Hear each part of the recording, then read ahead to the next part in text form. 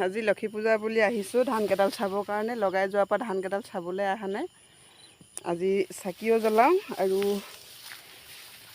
চাইও যাওঁ বুলি আহিলোঁ। এনেকুৱা হৈছে, পূৰা বনে ঢাকি থ'লে। এবাৰ দৰৱ মৰা হৈছে বাৰু।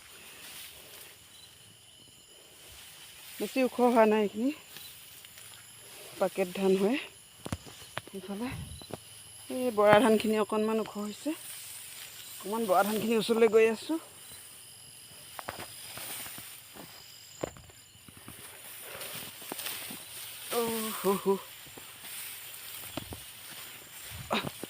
ধানটো ওলাব আৰু ওলোৱা নাই।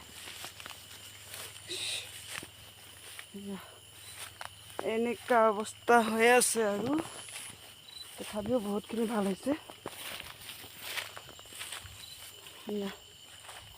এই বৰা ধানখিনি অকণমান ওখ হৈছে।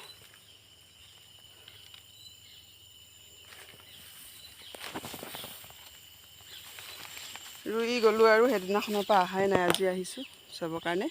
এনেকুৱা অৱস্থা হৈছে ধান।